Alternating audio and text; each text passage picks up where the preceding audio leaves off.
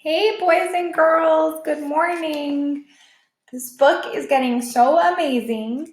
I'm wondering if you're loving it. I'm wondering if you're enjoying listening. And I wanted to remind you that when we started this at the beginning, it was for a relaxation, like a time just to listen to a good story, have someone read it to you, picture it in your head, and enjoy it. So I'm wondering how you're feeling about it. Are you guys relaxing? Are you listening to the story in your pajamas? Are you reading along? How is it going? And then one more question I have for you is a few of you have texted me and said, Mr. Miho, are we going to be able to do a book talk about this? And that would be where we get into Google Google Hangouts. And we have a Google Hangout and we talk about the book, and maybe I could write some questions and you guys could write some, and we could all talk about our favorite parts and questions that we have. So what I need you to do is, if you want to have a book talk, maybe when the book is over, we could have one and we could discuss the book. Email me and let me know if that's something that you want to do, okay? So that I can arrange it. But we're getting to the most exciting part of the book, because what we found out was one of Bob's siblings, who was named Boss, he had been looking for her. His whole life, he would leave the Ivan and the other animals every day, and he'd go out, spending the whole day going back to the site where Boss got lost when they got tossed out of the car, and he would look for Boss. And now all of a sudden, he's at the animal shelter and he hears the bark that he recognizes, and it says, "They call me Boss," says the voice, "but by now I know, of course I know, and I'm howling with joy." So he has now found Boss. So this chapter is called, or this section is called Alive. Thunder claps, shutter flies, windows rattle, water rushes, dogs whimper, cats howl, people yell.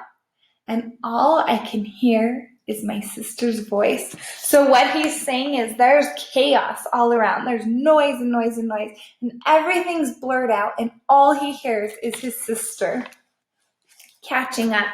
We lick each other, sniff, yelp, circle, wrestle. Neither of us was ever the touchy-feely sort. But sometimes you just gotta let it all out. "Wow," says Cowboy, watching us. "You think they knew each other." Tough. Boss isn't anything like I remember. She's scrawny and flea covered. Her left ear has a big notch in it. Her fur is dull, her body scarred, her tail cut short. I'm afraid to ask how that happened. She's clearly had it tough, really tough. So Boss isn't like real pretty and combed. She's scrawny. So she's scrawny. What do you think? That probably means she hasn't had a lot to eat and she's real matted up and not very well taken care of.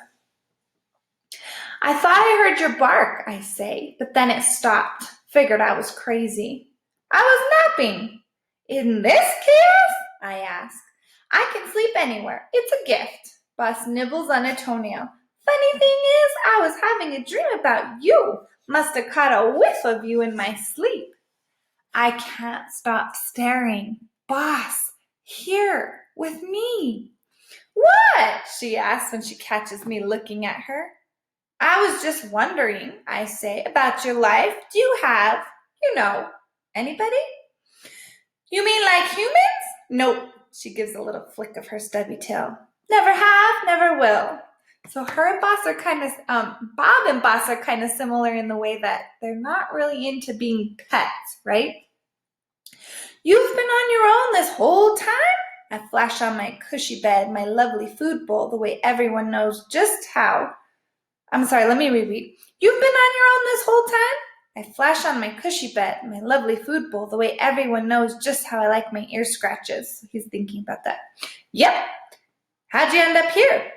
"I was out scrounging for food, just had another litter, and I was tired, off my game. Animal control got me." She licks a nasty cut on her front paw. "Wait," my ears prick up. "So you have puppies?" That would make me an uncle, a dog uncle, on top of being an honorary elephant uncle. "Had the last batch 7, maybe 8 weeks ago." She scratches at a flea. Last batch, I repeat. You mean you've had others? Yep. What happened to them? Don't know. It's not like they come home for the holidays, Bob. Boss lies down on the old towel lining our cage. Or should I call you Rowdy? She considers. Nope, no, I like the sound of Bob. Me too. Anyway, Boss says, mostly they're dead, I guess. You never know, though. Maybe a few got rescued. She's so matter of fact, so resigned. This last litter, well, I thought I was onto something. Found this little car, those ones that look like a big old bug, abandoned, right down by the creek near the bridge. Easy access through a hole in the floorboard, blanket in the back seat. She pauses. All the amenities. How many puppies? I asked. 3, but only one survived, a male. The other 2 were pretty sickly, and well, something crashes into the front office. Sounds like a window has broken. We gotta get out of here, an orange-striped cat howls. He throws himself against the front of the cage, then pokes out his paw, grabbing for the latch. I'm too young to die. When they caught me, Boss continues, ignoring the cat, I barked for the puppy to sit tight. Wait, told him I'd be right back, she sighs. Nice. Last thing he'll ever hear was a lie. What's his name? The puppy? She looks at me like I asked her if she's ever been to the moon. I don't name them, Bob. Just makes it harder. Below us, the water slowly rising, filling the empty lower cages. We watch the humans rush back and forth carrying buckets as if they can stem the tide. There's nothing to do, nothing to say, and nowhere to go. So what we know is Boss has had all these puppies, but she couldn't take care of them. Not right. I stare at my sister and try to imagine all the pain she's endured. And here I thought I'd gotten the raw deal. To lose your pups, to wander alone, to struggle for every drop of water, every crumb of food. I experienced a little of that, but Ivan and Stella kept me going, and then Julia and her family. Why me? What's so special about me? Is it really that I'm more resilient? That I've made my own luck? Am I somehow better than Boss? More deserving? It's not right, I blurt. Not right. You should have had it worse than me.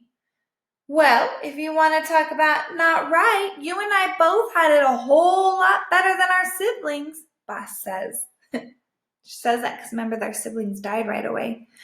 I will never forgive those people for what they did to us. I will never forgive those people for what they did to us, I say through clenched jaws. Really? Boss seems surprised. If I held on to that much anger, I'd never get out of bed. Not that I ever had a real bed. She sniffs at the towel beneath her feet. This towel's kind of nice, actually. I look at her in disbelief. You're one of those? Those dogs must forgive no matter what types? She almost looked amused. Well, it is kind of our thing, right? When someone does something hurtful, they have to admit it, I say. Then they have to be punished for it. And maybe then, if they apologize and change, maybe, then they get forgiven. All I know is I've done lots of bad stuff in my life, Bob. I've had to forgive myself plenty, just to get through the day. Boss gazes at me with her wise, weary eyes. And if I'm going to forgive myself, I better be ready to cut everyone else some slack too. So Boss and Bob are different. Bob says people have to say sorry. So if someone does something wrong to you, they have to say sorry and they have to mean it, and then maybe he'll forgive. But Boss is like, you know what? I need forgiveness, so I'm going to be forgiving to other people. So what kind of person are you? Do you expect people to say sorry, or do you just forgive people? Evacuate now. Look, says the officer, you need to evacuate now. It's mandatory. We can't just leave the animals. Cowboy sticks his finger in the orange cat's cage. The cat rubs against it, purring like his life depends on it. Which It maybe kind of does. Here's the cat. He's trying to get out. And the storm's getting really bad and they're making everybody leave. The officer sighs. You don't have a choice. We can't just leave them, says Boots, and I have to applaud her enthusiasm, even as I wonder why she'd risk her life for us. There's no explaining humans. Just got word the bridge over Fort Creek collapsed, the officer says. You guys gotta move. Boots snaps her fingers. Wait, you have a cop car, right? Yes, I have a vehicle, ma'am, says the officer. But the way the roads are looking, probably not for long. Okay, says Boots, so we evacuate. We evacuate every last dog and cat and gerbil, and we can get them in your car. The officer purses his lips. And take them where exactly? Shelter at the high school. That's where we've been sending people. They're not really set up for it, but once we started flooding and the elementary school stopped taking pets, they agreed to do what they can. The officer grumbles and considers, and he goes for it. The three humans load cats and dogs, parakeets and hamsters, one after another, into the police car. Some are in cages, and some, including a couple of unhappy cats, are on tug-of-war strings. Finally, it's our turn. Looks like there are 9 of us left. Car's full and then some, the officer reports, struggling to shut the shelter's front door against the rising water. We are officially out of the room. Cowboy looks at us, his eyes teary. Don't worry, fellas, we'll be back, he sniffles. I promise. You think we should leave the cages open, at least give them a fighting chance, asked Boots, in case, you know? Uh-oh. Let me reread this. Car's full and then some. We are officially out of room. So they had to leave the 9 extra pets there, is what just happened. Sure, but they couldn't handle this current. I can barely stand up. Cowboy shakes his head. Look, I'll borrow my brother's bass boat. We'll come right back. Hopefully the water won't get much higher than this. Okay then, Boots gives a grim nod. Stay calm, friends. Like that's an option. So 9 of them are still there. There's no room in the car. The waters are so high it was hard to close the door. And we will find out what happens next. The next section is called Preparing for the Worst. Sad. Have a good day, everybody.